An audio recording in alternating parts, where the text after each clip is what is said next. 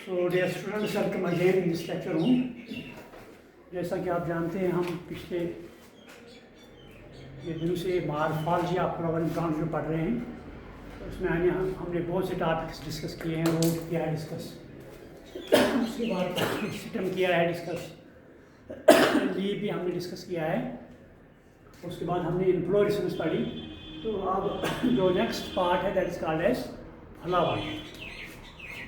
तो ये फ्लावर जो है ये आज हम डिस्कस करेंगे। फ्लावर हम सब जानते हैं, फ्लावर एक प्लांट का अहमी पार्ट होता है। तो फ्लावर ब्रांचेस यह प्लांट सह पार्ट यह जन रिप्रोडक्शनस मज हिस्स निवान या यथ मज रिप्रोडक्शन गसान। तो गोडनैथी अगर वो फ्लावर कित पे बनान, हाउ इट इज फार्मड या from which part of the stem it is formed. अगर तो याद आए मे ये सात स्टेम मार्फॉलजी पढ़, तथ मत मे stem has nodes and internodes. Suppose this is node, this is also node. Between these two nodes there is the part which is called as internode, and this part is called as internode.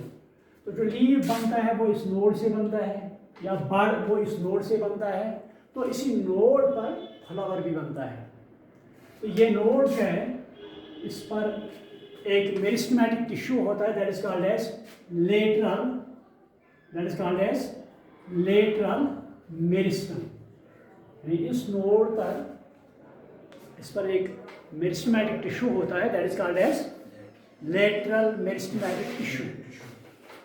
तो ये plant जो है, इसमें life cycle इसमें दो faces का होता है। एक तो हम कहते हैं vegetative phase, one is called as vegetative phase, second is called as reproductive phase. Second is called as reproductive phase. जो एक वेजिटेटिव फेज होता है तो उसमें प्लांट फ्लावर प्रोड्यूस नहीं करता है ना, अत फ्लावर बनन के। फॉर एग्जांपल अगर हम कोई भी प्लांट देखेंगे वेजिटेटिव फेज में, इसमें फ्लावर नहीं बनता है, तो जाहिर सी बात है यहाँ रिप्रोडक्शन नहीं हो सकती है। तो जब आप प्लांट में फॉर एग्जांपल कोई एंजियोस्पर्म प्लांट आप देखोगे, अगर उसमें फ्लावर नहीं आ पाओगे तो हम यही कहेंगे उसमें भी रिप्रोडक्टिव स्टेज नहीं है। तो that stage called as vegetative stage.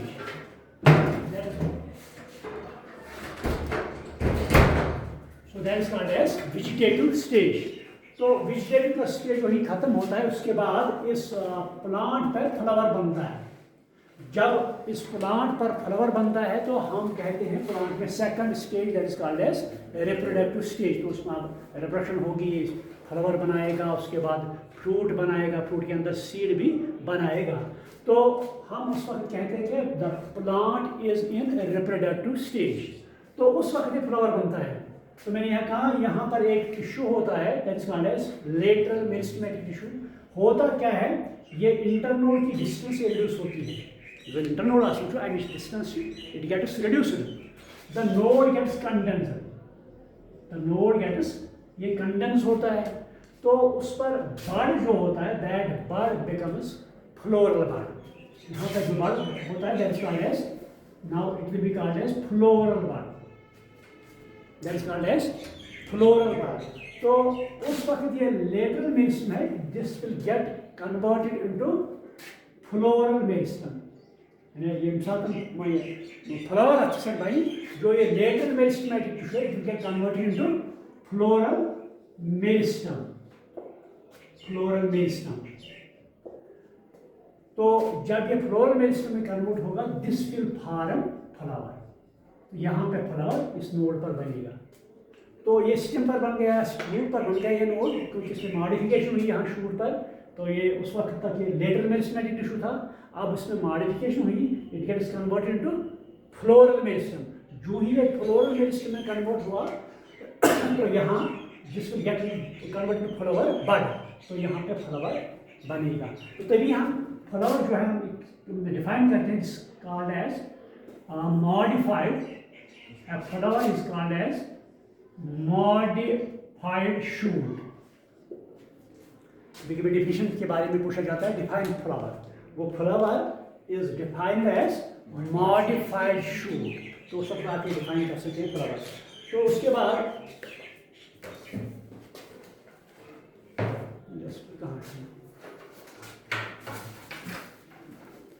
तो जब ये तो उसके बाद ही फ्लावर बनता है और प्लांट में रिप्रोडक्टिव स्टेज आता है। तो यही फ्लावर आप देखेंगे, इस फ्लावर के बहुत से पार्ट्स होते हैं। जो ये फ्लावर है, इस फ्लावर के बहुत से पार्ट्स होते हैं, या in the form of whorls. The first part that is called as sepals. मान लो अगर यहाँ हम एक फ्लावर की डायग्राम बनाएंगे, तो यहाँ पे ग्रीन लीफ लाइक स्ट्रक्चर होगी, तो that will called as sepal. मान लो यहाँ green, this is called as sepal. तो यहाँ पर भी एक ग्रीन लीफ लाइक स्ट्रक्चर होगी, that is called as sepal.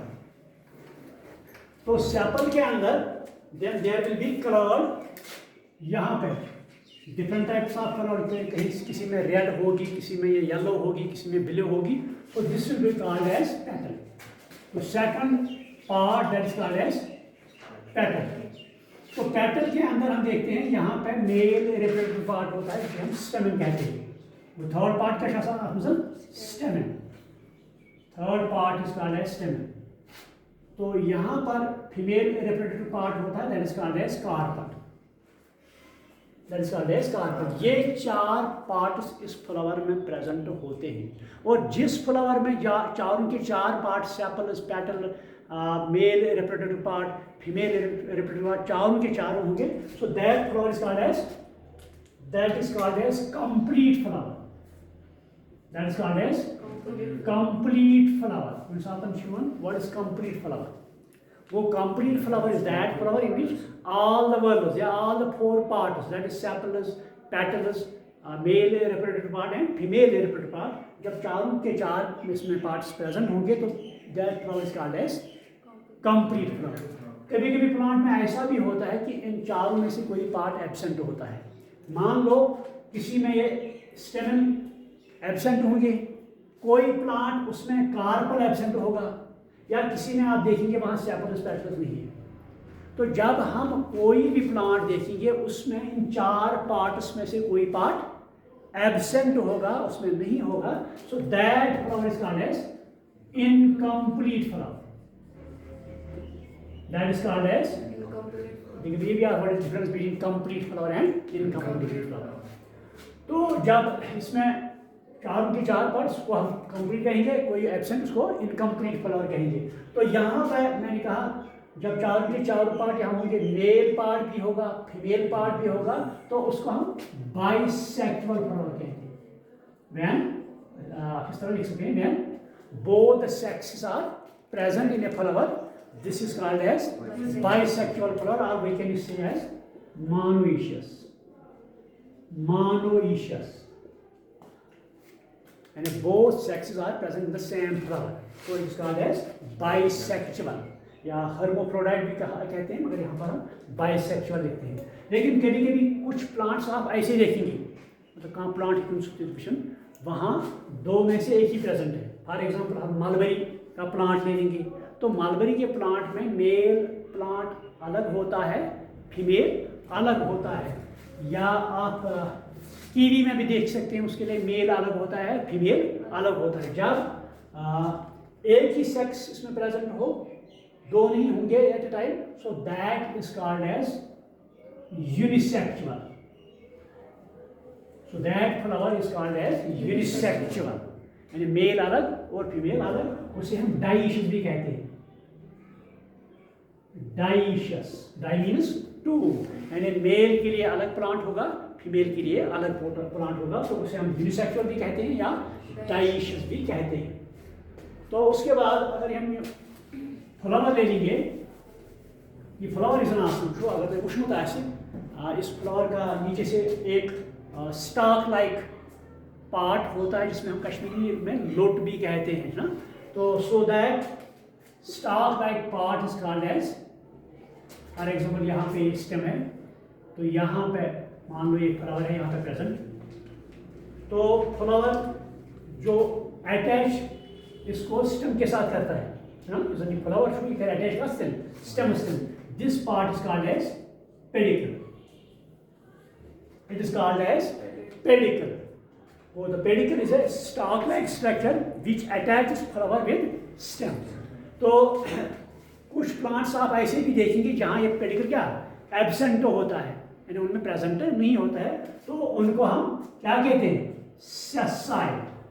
In those flowers where pedicle is absent, they are called as sessile. But those where pedicle is present, they are called as pedicellate. That is called as pedicellate. ठीक, तो अर्थ base of pedicle आसन छू कभी कभी यहाँ पर small minute leaf like structures होते हैं, तो उनको हम यहाँ पे बेस इनको हम कहते हैं brackets. These are called as brackets. यहाँ बेस पर स्मॉल लीफ लाइक स्ट्रक्चर्स होते हैं, उनको हम ब्रैकेट्स कहते हैं. तो ब्रैकेट को ये हम डिनोट करते हैं बाय बी आर. ब्रैकेट जो है ये सिंबल किसे बी आर से डिनोट करते हैं. तो जिसमें ब्रैकेट प्रेजेंट होगा तो उसको हम ब्रैक्टेट लिखते हैं. क्या लिखते हैं, bracteate. In bracteate flower that flower where brackets are present. What are brackets? They are small minute leaf like structure present at the base of this pedicle. तो इसको हम ब्रैक्टेट कहते हैं. मगर कुछ प्लांट्स आप ऐसे भी देखेंगे इस यहाँ पर ये ब्रैकेट्स जो ये एब्सेंट होंगे, तो उस वक्त हम क्या लिखते हैं टर्म इब्रैक्टेट. इब्रैक्टेट यानी absence of brackets. No brackets are found in these flowers. तो इसको हम डिनोट कैसे करते हैं, ई बी आर. ब्रैकेट हो तो बी आर, इब्रैक्टेट हो उस वक्त हम किससे डिनोट करते हैं, ई बी आर. क्लियर, समझ में आ गया. तो कभी कभी कुछ प्लांट्स ऐसे भी होते हैं उनमें ब्रैकेट्स के अलावा स्मॉल इनसे भी माइन्यूट लीफ लाइक स्ट्रक्चर्स होते हैं, तो उनको हम ब्रैक्टियोल्स कहते हैं. एक तो ब्रैकेट समझ में आ गया, ये थोड़ा फिजिकल. तो कुछ प्लांट्स ऐसे हैं in addition to these brackets there are small leaf like structures, those are called as bracteoles. उनको हम bracteoles कहते हैं. ब्रैक्टियोल, ये ब्रैक्टियोल कुछ प्लांट्स में प्रेजेंट होते हैं, कुछ में ये एब्सेंट होते हैं. जिनमें प्रेजेंट होंगे तो उनको हम कहते हैं ब्रैक्टियोलेट. ब्रैक्टियोलेट reason the term bracteolate, it indicates that there are the presence of bracteoles. Clear? You should denote by a term that is called as BRL full stop. So this is denoted by BRL, bracteolate. लेकिन कभी absent भी हो सकते हैं कुछ plants ऐसे भी हैं जिनमें ये नहीं पाए जाते हैं, तो उसको हम इब्रैक्टियोलेट लिखते हैं. इब्रैक्टियोलेट. तो उस वक्त इसको रिप्रेजेंट हम करते हैं ई बी आर एल. यहाँ पर ई जुड़ाना है तो ये ebracteolate. B are bracteate, E B are ebracteate, B are L bracteolate, E B are L ebracteolate. Clear. तो उसके बाद ये फ्लावर जो होता है इसके जो पार्ट्स हैं, मैंने यहाँ कहा इसके 4 पार्ट्स है. सेपल्स है, petal, collector, sepals, petals and male and female reproductive parts. तो जिन पर ये प्रेजेंट होते हैं यहाँ पर देखेंगे. फॉर एग्जांपल ये हम फ्लावर की एक डायग्राम मान लो यहाँ बनाएंगे. This is called as pedicel. This called as pedicel. तो यहाँ पे आप देखेंगे स्टेज लाइक स्ट्रक्चर या प्लेटफॉर्म लाइक स्ट्रक्चर. जब कभी कभी कोई लीडर तकरीर करता है तो उस वक्त क्या बनाते हैं, हम स्टेज बनाते हैं, प्लेटफॉर्म, जहाँ पर वो बैठेंगे 2 4 5 आदमी और डिलीवर करेंगे स्पीच. तो यहाँ पे भी same is the case. This flower, जो फ्लावर है तो इसको भी पहले स्टेज लाइक स्ट्रक्चर बनाना है, प्लेटफॉर्म बनाना है जिस पर क्या ये फ्लावर के पार्ट्स होंगे. तो this platform is called as thalamus. It is called as thalamus. Thalamus is a stage like structure or platform like structure on which the whorls or the parts of flower are present. तो इसको thalamus भी कहते हैं, उसको receptacle भी कहते हैं. This also called as रेसिप्टेकल यानी तो थैलेमस में तो या रेसिप्टेकल, तो उसका और एक नाम भी इसे हम टोरस भी कहते हैं, TORUS।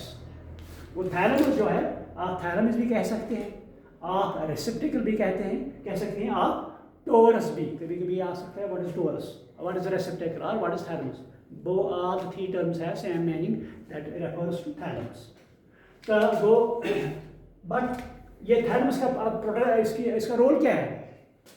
It acts as a parade-form-like structure and on which floral parts are present. ये इसकी प्राइमरी फंक्शन है।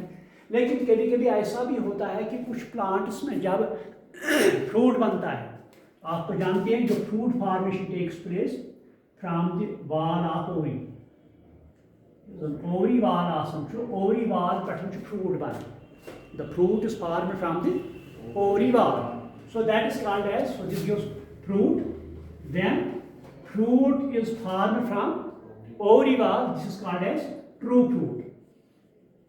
अच्छे माना ट्रू फ्रूट, जब ये ओवरी वाल से फ्रूट बनेगा तो उसको हम ट्रू फ्रूट कहेंगे। फॉर एग्जांपल बनाना ले सकते हैं हम, मैंगो ले सकते हैं हम, these are called as true fruits. लेकिन कभी ऐसा भी होता है कुछ प्लांट्स हैं यहाँ पे, कुछ ऐसे प्लांट्स हैं या उनमें फ्रूट जो है इस थैलेमस से भी बनता है। फॉर एग्जाम्पल एप्पल की बात हम करेंगे, एप्पल हमारे पास होता है, हम खाते भी एप्पल। सो एप्पल जो जब बनता है उसको बनने में ये थैलेमस रोल प्ले करता है। वो हम ये लिखेंगे, there are some plants where this thalamus takes part in fruit formation. There are some plants where thalamus takes part in fruit formation, that is its secondary function. So उस fruit को हम true fruit नहीं कहते हैं, बल्कि उससे हम क्या कहते हैं? फॉल्स फ्रूट या SIDO fruit,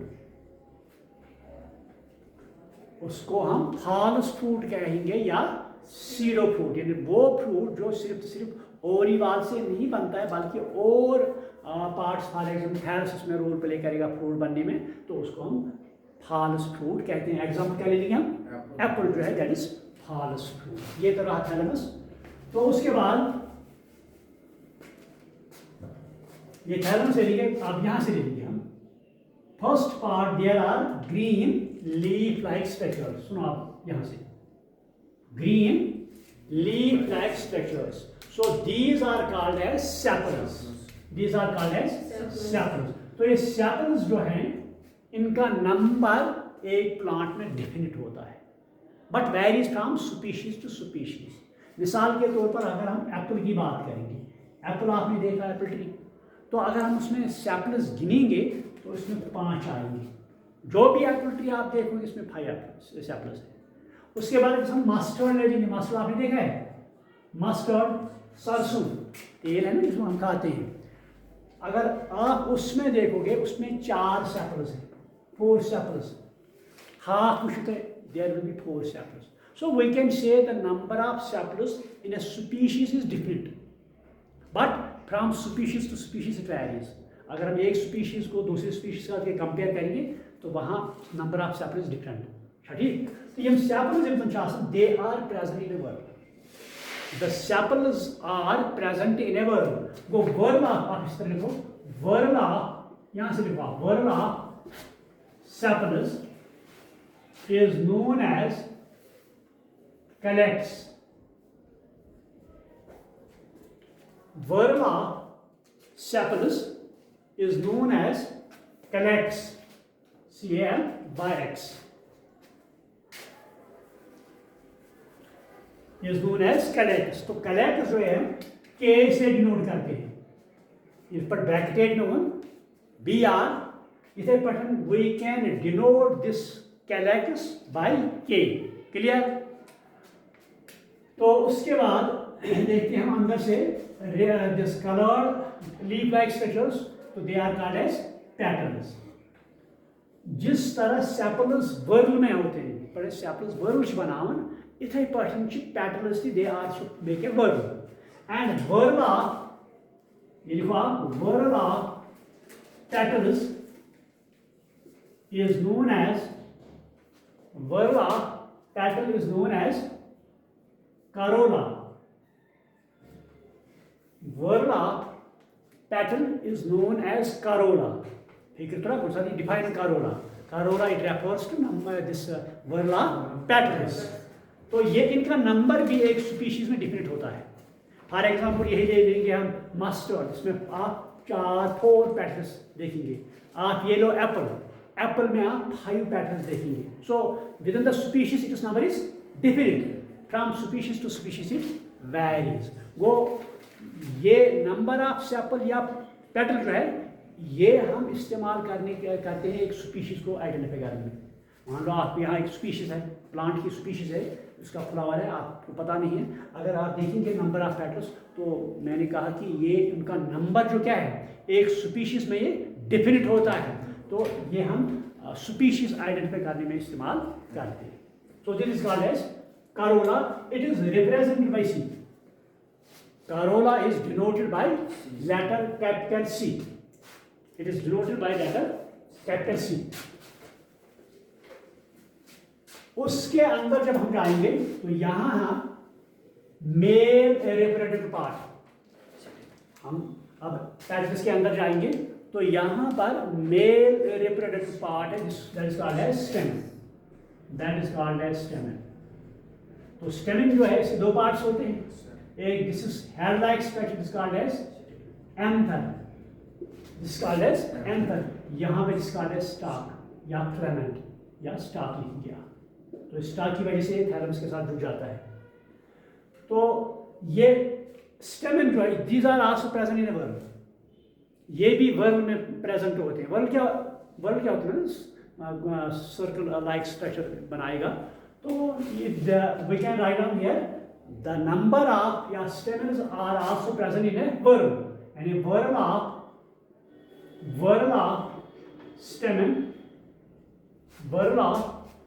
stamen is known as androecium. It is known as androecium. Whorl of stamen is known as androecium. So it is denoted by letter capital E. It is denoted by letter capital A. You go on clear? उसके बाद यहाँ पर अंदर में female reproductive part होता है यहाँ पर. तो that female reproductive part is called as carpel. It is called as carpel. ये भी वर्ल में होता है. जिस तरह सेपल्स वर्ल में होते हैं, पैटल्स वर्ल में होते हैं, इसी तरह या एंड्रोशियम वर्ल में होते हैं, इसी तरह ये फीमेल रिप्रोडक्टिव पार्ट यहाँ में मैंने बताया called as androecium denoted by A. तो यहाँ ये भी वर्ल में होते हैं. So you can write whorl of carbon is known as whorl of carpel is known as gynoecium. It is known as gynoecium. Whorl of carpel is known as gynoecium, and this is denoted by letter capital G. तो याद क्या पगारदार के पर family describe करने जरूरत बेशक exams में की बात वो it is denoted by G. तो अब मैंने आपको ये बताया जो फ्लावर है इसमें 4 वर्ल्स होते हैं. तो कभी कभी क्या होता है कुछ फ्लावर्स ऐसे होते हैं उनको हम 2 इक्वल पार्ट्स में डिवाइड कर सकते हैं.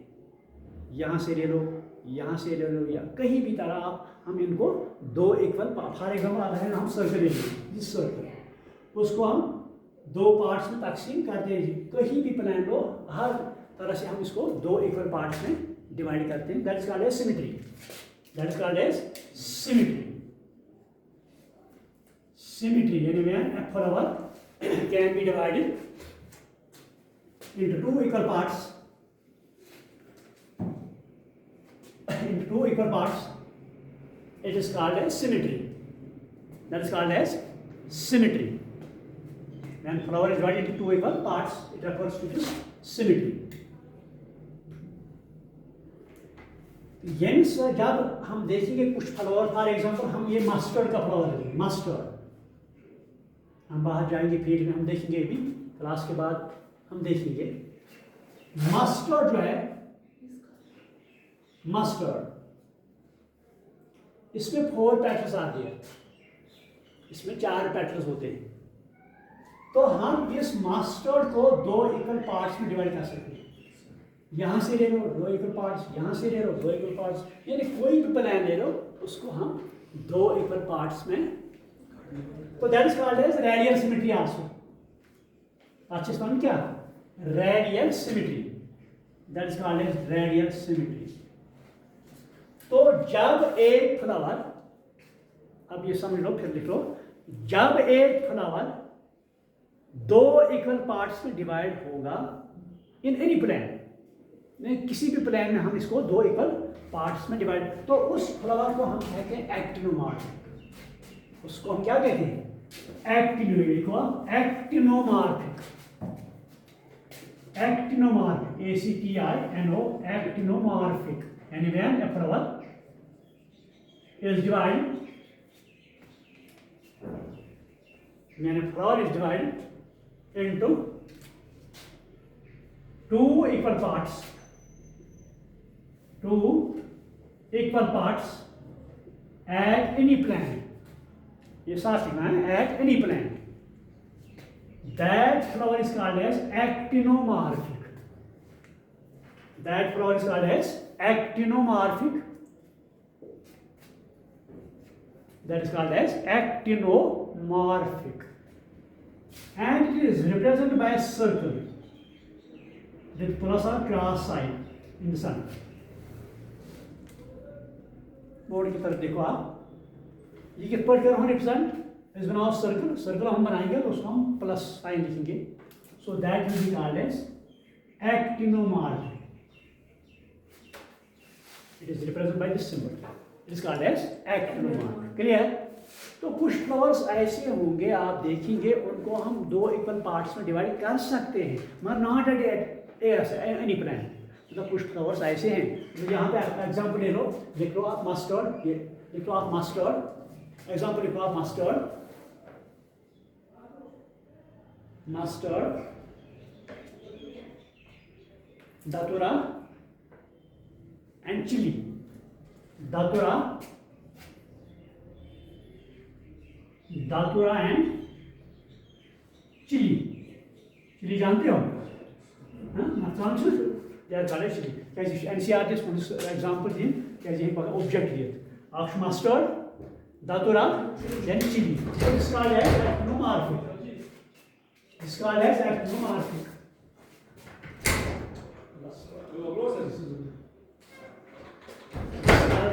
एक्टिनोमॉर्फिक। बट कुछ फ्लावर्स आप ऐसे भी देखेंगे जिनको हम इक्वल पार्ट्स में डिवाइड करेंगे, but not at all plain, तो उनको हम कहते हैं zygomorphic. The flowers which can be divided into 2 equal parts only at one plane, only at one plane, they are called as zygomorphic,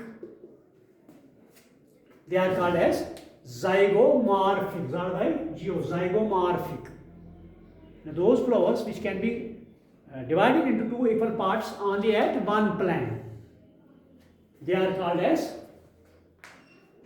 ज़ाइगोमॉर्फिक। ये आप example इसमें लिखो पी गुलमोहर, बीन, इसमें आप लिखो पी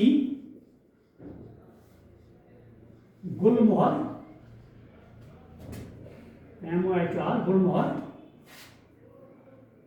पी लिखो आप, गुलमोहर लिखो आप, और एक एग्जांपल लिखो आप bean and cassia,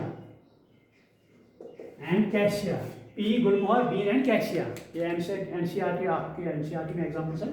so this flower is called as zygomorphic, तो उसको हम डिनोट करते हैं जिस सिंबल से, इस पर परसेंटेज में सिर्फ परसेंट लाइन और ये डॉट नीचे से एक dot, this is called as zygomorphic. तो कुछ फ्लावर्स आप ऐसे भी जिनको हम इक्वल पार्ट्स में डिवाइड नहीं कर सकते, they are called as asymmetric, and those flowers which cannot be divided into two equal parts, that are called as asymmetric. Asymmetric. They are called as asymmetric flowers. They are called as asymmetric flowers. We have one flower is classified into on the basis of their symmetry into two types. One is called as actinomorphic, second is called as zygomorphic, or they may be asymmetric. What on clear can you make? Huh? Should we stop over here? Yeah. So we'll stop over here. Tomorrow we'll continue it. So I think this section part today. Thank you.